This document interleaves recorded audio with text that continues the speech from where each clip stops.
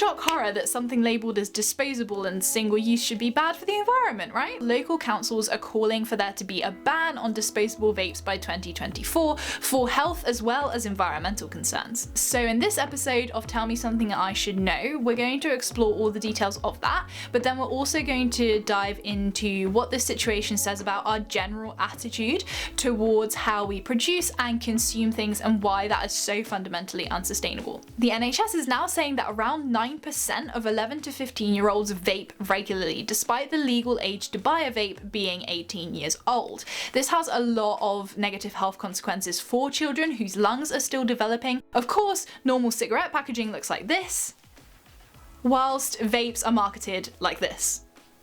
Several organisations are calling for a ban for these disposable vapes, and the UK government does seem to be taking it seriously and taking some steps as well. But something else that we need to consider is the environmental impact, which is something that I've been seeing highlighted more and more on social media, as well as through publications like The Ethical Consumer. This post from Greenpeace explains the issue well. Vapes are made from plastic, which is of course made from oil, a fossil fuel, so there's the concern with their carbon footprint and how much energy it takes to make something that will then be thrown away in the space of a week. We all know by now that plastic pollution sucks, but with vapes, it's not just plastic that we're talking about, because they also contain valuable metals like lithium and copper. A US survey found that over half of 15 to 24-year-olds who vape use a disposable vape, and 2/3 of those will just throw them in the normal household waste bin.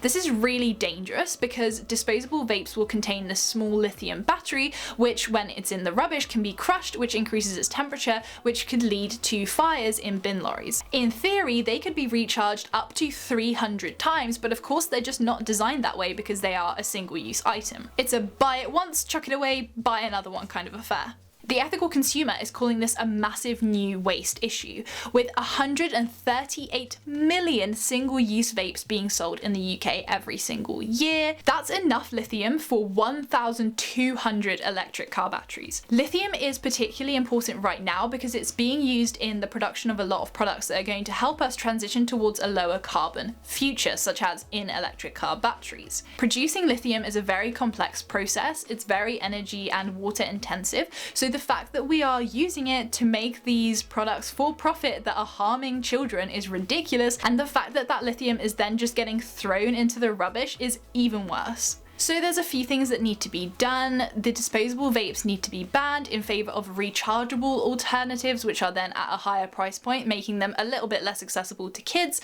and also the marketing on these needs to change to stop targeting young people so much. However, that's not actually going to fix the root cause of all of this, which is that in today's economy, everything is designed to A, be made with plastic, and B, to be single-use and disposable. We're obsessed with this convenience mindset of buy it once and then use it and throw it away and buy a new one, partly because of the fact that this is how companies can make more and more profit off us, because instead of repairing something or reusing something, we just throw it away and buy a completely new one. But there's also the design challenge in that making things reusable and recyclable just takes a little bit more thought and a lot more work. Whilst we can ask consumers to make better choices in terms of consuming less or looking for reusable and recyclable options, when the entire system is built on favouring this single-use economy as the norm, then I really don't think it's individual responsibility that's got to play the biggest part in coming up with a solution to this. Elf Bar, which is one of the most popular companies making these disposable vapes, has said that it recognises that the fast growth of the vape market has led to some environmental implications, as if they couldn't have known that from day one when they first designed it to be single-use and disposable.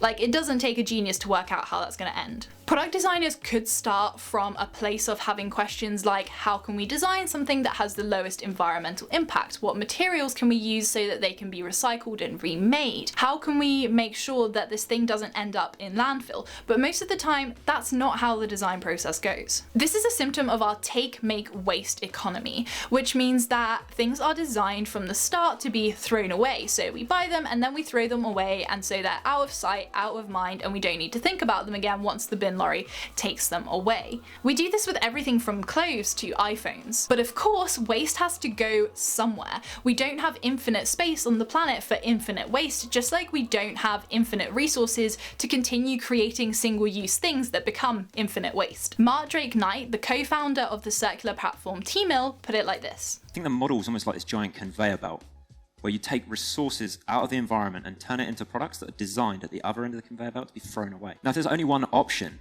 linear consumption and waste, how is a choice with one option a choice? What we need is a circular economy, which means designing things from the start to come back around the loop and be remade and reused and to last a long, long time. With clothing, for example, we might opt for materials that are made up of one single fiber, like cotton, because they are much easier to recycle than fibers that are blended together with lots of different materials.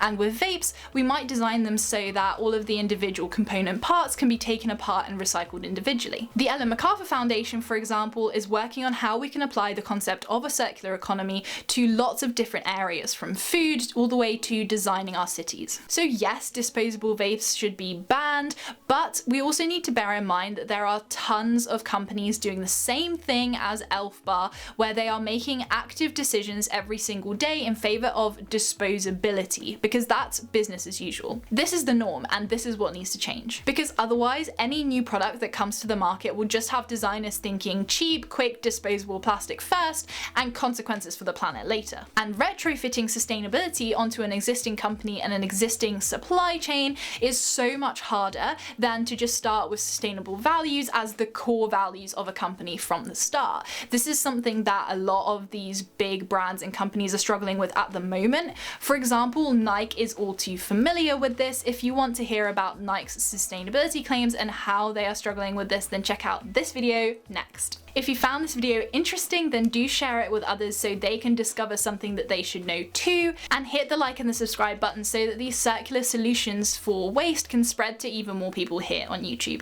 Until next time, stay kind, and I'll leave you with this. If the economy is a big game made up by all the adults, there's no rule that says that we can't. Change the rules, move the pieces around, and change the game.